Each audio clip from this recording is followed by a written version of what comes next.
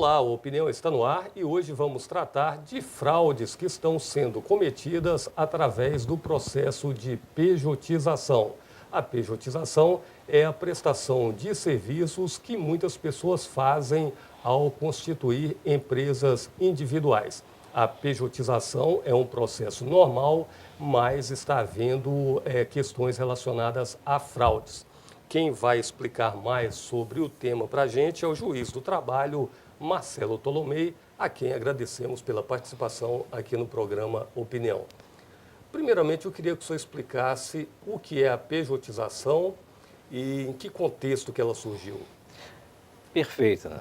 Eu gostaria então de fazer uma rápida contextualização, um pouco mais abrangente, sobre a questão que envolve o mundo do trabalho. E a gente tem que entender que a partir da Segunda Guerra Mundial, nós tivemos um fortalecimento do chamado Estado Social. Nós tivemos uma situação em que o mundo começou a se desenvolver de uma forma muito rápida, de uma forma muito ampla, e o direito do trabalho também abarcou uma série, de trabalhadores. Trabalhadores liberais vinham para o direito do trabalho, os funcionários públicos vinham para o direito do trabalho. Em que sentido? No sentido de estar abrangido pelos regulamentos sociais. Então, essa era a conjuntura que nós tínhamos e que também abrangia a chamada empresa fordista. O que é empresa fordista? Vamos usar aqui um termo, é a empresa gorda. É a empresa em que tudo é produzido lá. Então, para você ter uma ideia, vamos pensar na empresa automobilística. O farol era produzido lá, o espelho do carro era produzido lá. Então, realmente, tudo produzido lá e que, inclusive, tinha uma gama de trabalhadores. Trabalhadores da informática que eram empregados, trabalhadores da limpeza, da segurança, todos empregados dessa empresa. Foi um sistema criado pelo Ford. Henry Ford. Isso. A empresa realmente altamente abrangente. Esse modelo foi exportado para o mundo, em grande parte. Exatamente, né? O que ocorre a partir da crise, principalmente da crise petrolífera de 74? O Estado Social ele diminui, o direito trabalhista passa a ser extremamente atacado e também nós temos um novo modelo, que é o toyotismo. O que é o toyotismo?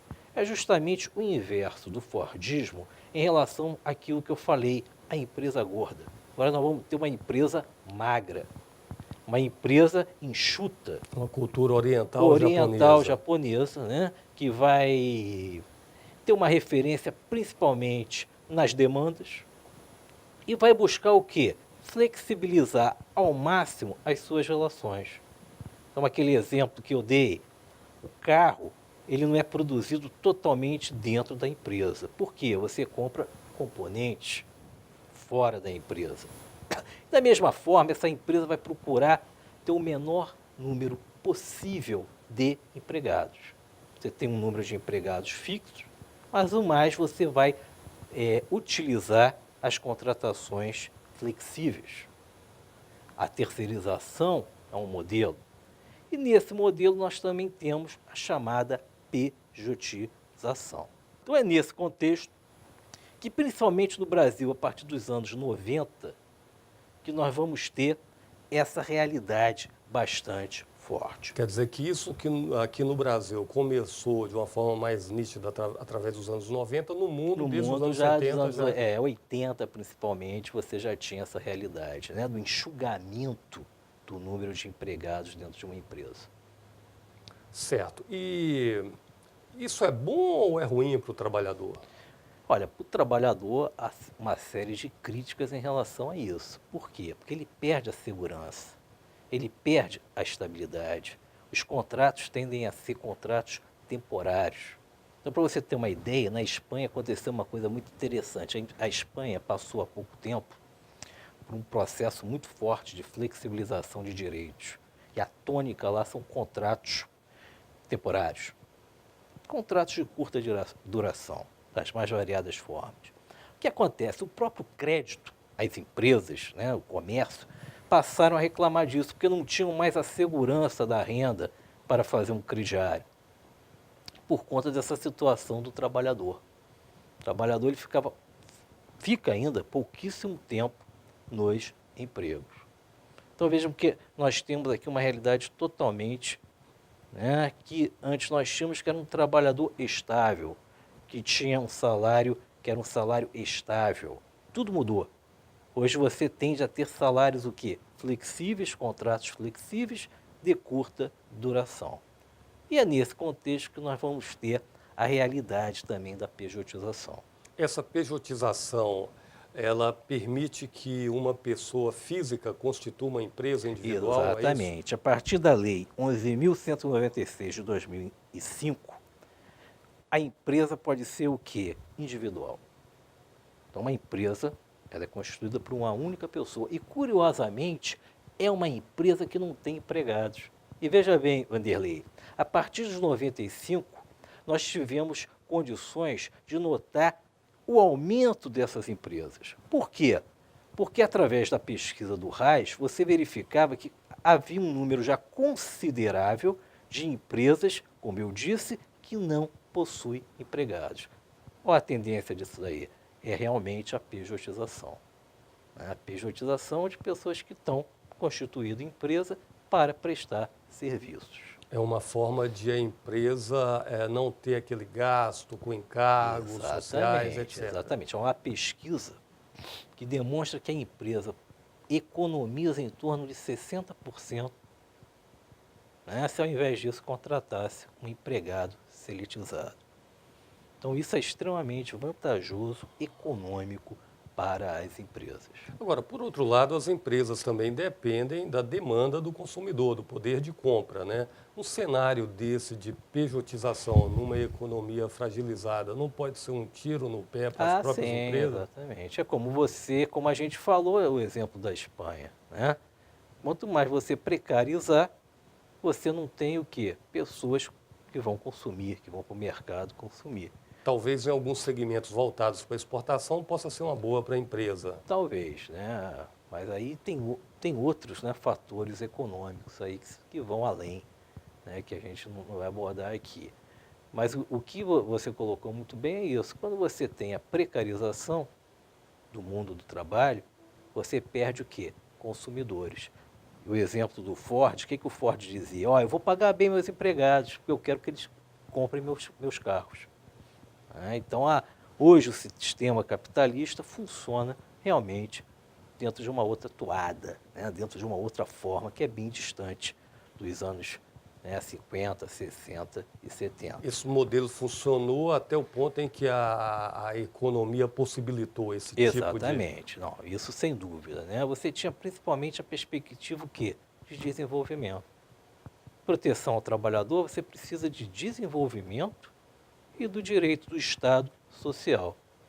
Então, sem isso, você não tem essa perspectiva. Quando o capital se torna mais financista, quando é a chamada prevalência do capital rentista, você realmente não tem o quê? Não tem um consumo forte, você não tem uma produção.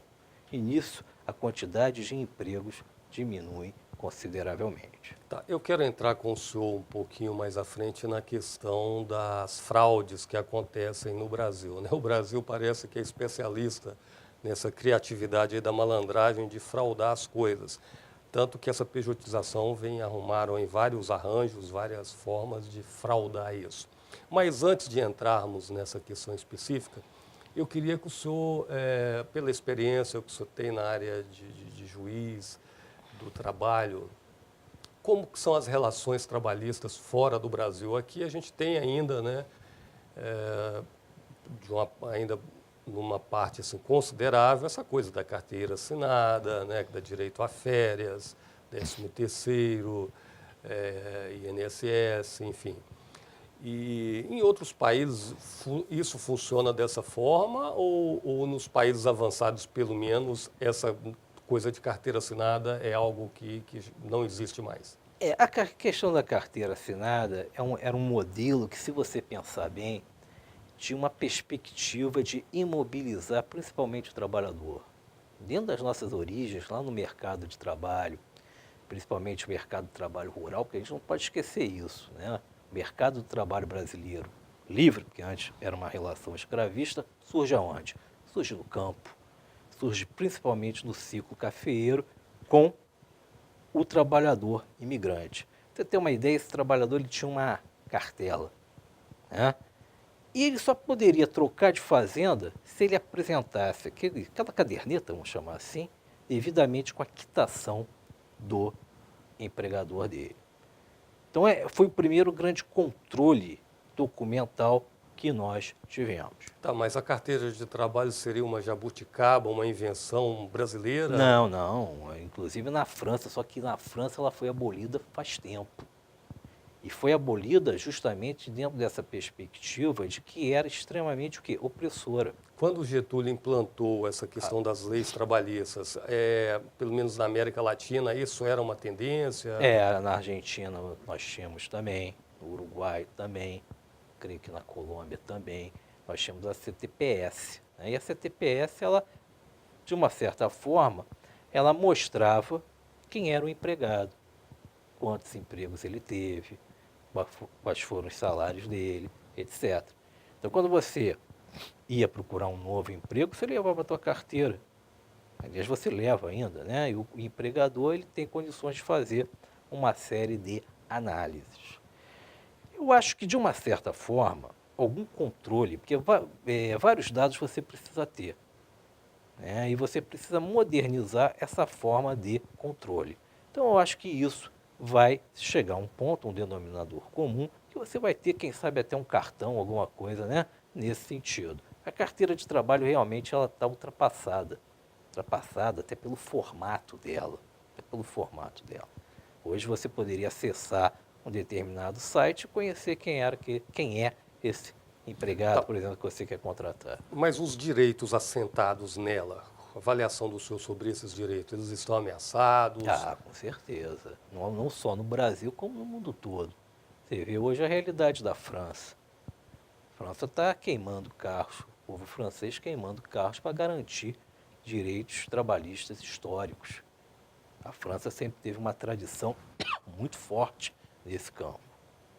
Então nós vivemos hoje a perspectiva chamada que neoliberal, em que você, por vários argumentos, para melhorar a competitividade internacional, para fazer com que todos tenham emprego, você trabalha com essa perspectiva de flexibilizar direitos. Eu não penso assim. Eu acho que no Brasil, por exemplo, nós já temos institutos que são devidamente flexibilizados. Você pode admitir como você quiser várias modalidades de contrato de experiência, contrato de safra, você tem uma gama de possibilidades de contratação. Você pode demitir como você quiser, contanto que o empregado não tenha estabilidade, mas isso são alguns casos, né, raros. Você tem um salário cada vez mais atrelado à produtividade, né, vide exemplo da participação de lucro, e você também tem uma jornada de trabalho também atrelada aos interesses da produção, vide o exemplo do banco de horas. Então, às vezes a gente pergunta, flexibilizar mais do que isso, qual é o limite disso daí? Eu acho que é uma pergunta forte que a gente tem que fazer e os trabalhadores, inclusive a minha associação, ela tem uma posição muito determinada em relação a isso, de que realmente não é plausível você flexibilizar mais do que isso. Sempre lembrando, inclusive, que o trabalhador brasileiro é um dos trabalhadores que tem a pior remuneração do mundo. Pior remuneração do mundo. De todas, a pior? De todas, a pior. A carga de impostos também é altíssima, né? Os chamados encargos sociais, né? Mas aí também a gente tem que tomar cuidado, já que essa discussão muitas vezes ela é maquiavélica contra os interesses dos trabalhadores. Por quê? Porque alguns encargos sociais, na verdade, são apresentados como encargos sociais, mas que são salários. 13º, né? Férias, 1/3 de O férias. senhor disse que isso volta para o mercado consumidor. Nada mais é do que exatamente, nada mais são do que salários. Você tem alguns encargos, você poderia dizer o imposto sindical, é um encargo social que se volta, por exemplo, para algumas entidades sindicais. Você tem o INSS, que também é controlado hoje pelo Estado, que realmente poderíamos considerar um encargo social. Mas, a rigor, o que eles chamam de encargos sociais são salários. E você flexibilizar, como eu disse, mais do que isso, é você fugir de um patamar civilizatório. E eu acho isso uma situação muito grave. Agora, doutor Marcelo, quando se fala nessa questão de flexibilizar, geralmente vem acompanhado do discurso da crise econômica, que as empresas não estão tendo condições de manter esse ônus, né? A questão da crise, o momento que o país está passando, o senhor acredita que isso aí acaba favorecendo esse discurso? Com certeza, né? Com certeza. Mas é como eu te falei, não é plausível que o trabalhador, vamos usar uma gíria, pague esse pato. Não é plausível. Porque ele já, a rigor, ele ganha muito pouco. Tá? E não adianta a gente falar, não, vamos flexibilizar direitos para empregar mais. Isso não é garantido. Você pode flexibilizar e não empregar. O que faz com que haja empregos é a ocupação. Né? Levar o empresário, ao invés de botar dinheiro no banco, ir para a produção e produzir. Então isso é a grande perspectiva da chamada o quê? Política keynesiana para o mercado de trabalho. Não adianta tu mexer no mercado de trabalho para resolver problemas, né, de desemprego. Você tem que mexer aonde? Você tem que mexer na questão da produção, na questão da economia. Tá bom, doutor Marcelo, esse nosso primeiro bloco chegou ao final. No segundo bloco, eu queria entrar na parte específica das fraudes que acontecem com esse processo de pejotização. É rapidinho, já já a gente volta.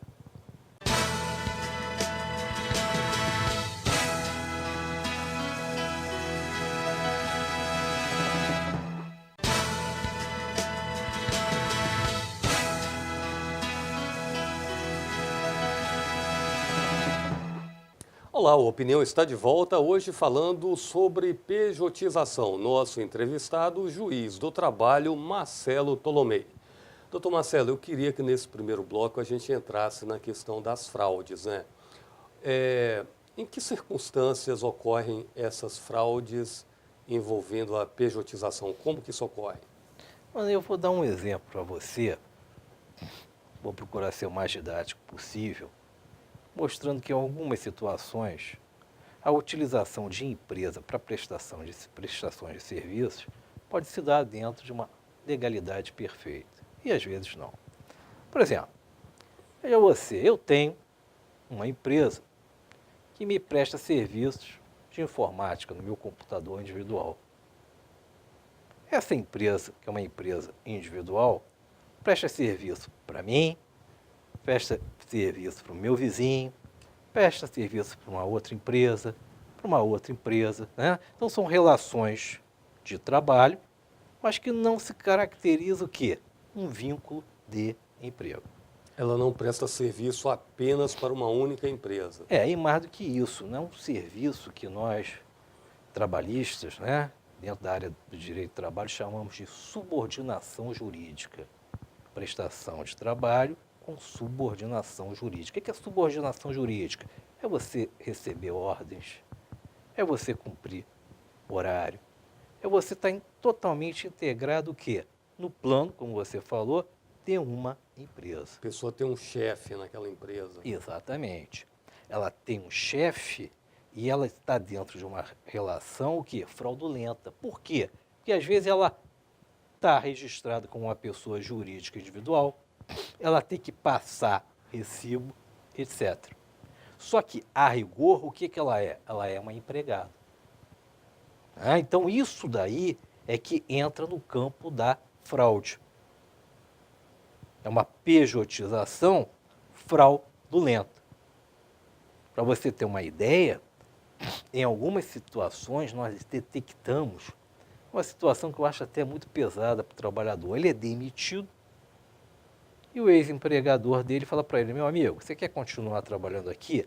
Abra uma empresa individual, continue a fazer o mesmo serviço, só que a rigor você vai me passar recibo e você vai ter lá a sua firma devidamente inscrita.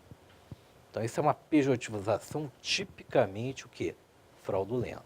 Para comprovar essa fraude é preciso, então, que a vítima, através de testemunhas, Exatamente. comprove. Mostre como era a rotina dela.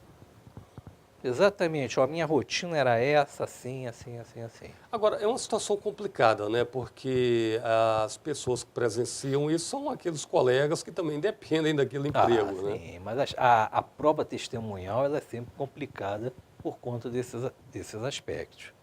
Mas possivelmente você tem sempre aquele que observou que não tenha talvez essa dependência, como você colocou, e que realmente venha a prestar o devido depoimento na Justiça do Trabalho.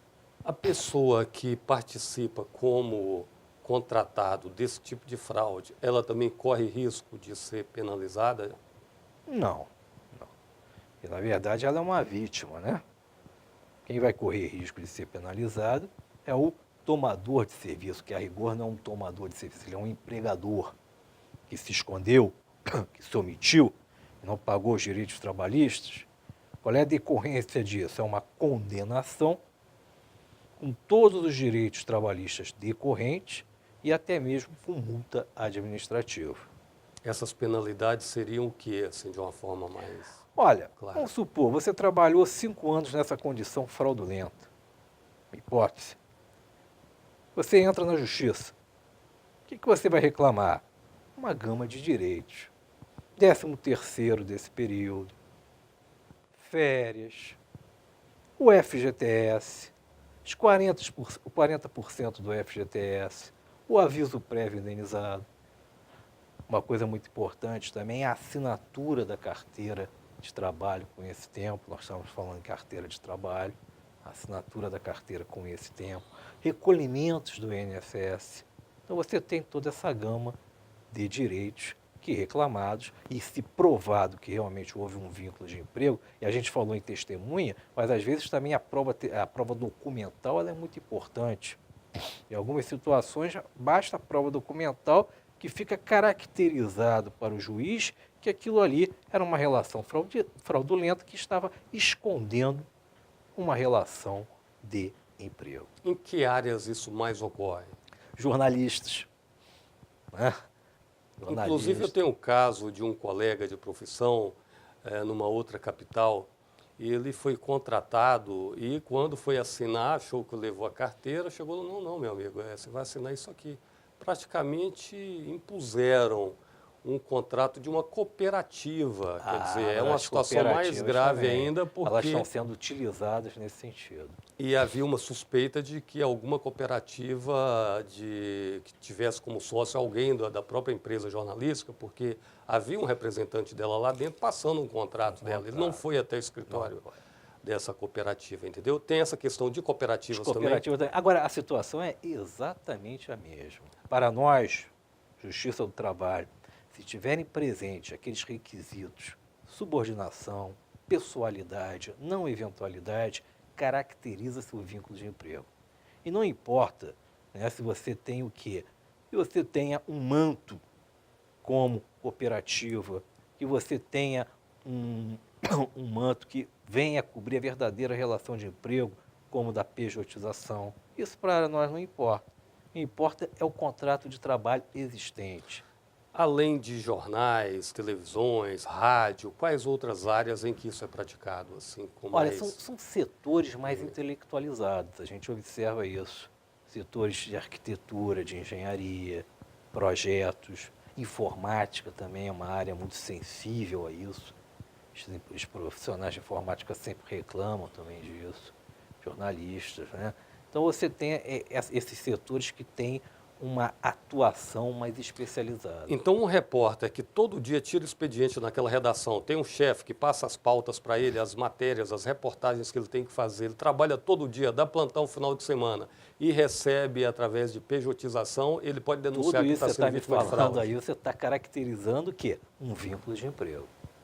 Tudo isso que você falou, exatamente, você falou, ó, sujeito, essa pessoa é um E empregado. a gente sabe que muitos veículos de comunicação virou uma moda isso na área de comunicação, né? E as empresas, muitas, não estou dizendo todas, continuam praticando essa fraude. Isso aí não pode até embargar uma empresa dessa, fechar, Não, mas senão... você tem muita atuação, tá? De Ministério Público do Trabalho, por exemplo, através de ação civil pública, né? O próprio sindicato do setor de jornalismo, né? Jornalista. Você tem uma atuação coletiva muito forte em relação a isso. Mas por que continua ocorrendo? Há poucos fiscais para... Ocorre porque muitas vezes, infelizmente, o empregador não ser racional. Ele prefere fazer o seguinte, ser racional entre aspas, vamos chamar um homos econômicos, né? Ele prefere correr risco, ele prefere pagar multas, ele prefere pagar indenização, mas continuar a fraudar, porque isso na prática, economicamente, é mais vantajoso para ele. Doutor Marcelo, quero agradecer a participação do senhor aqui no programa Opinião, falando para a gente a respeito de todas essas circunstâncias que envolvem a pejotização. Desejar sucesso para o trabalho do senhor lá no Tribunal Regional do Trabalho. Eu que agradeço, foi um prazer. Você que nos acompanhou, obrigado pela audiência. Lembrando que o programa Opinião pode ser visto também pela internet. Nosso site é o www.al.es.gov.br. E temos também o nosso canal no YouTube, youtube.com/Alice Comunicação. Até nosso próximo encontro.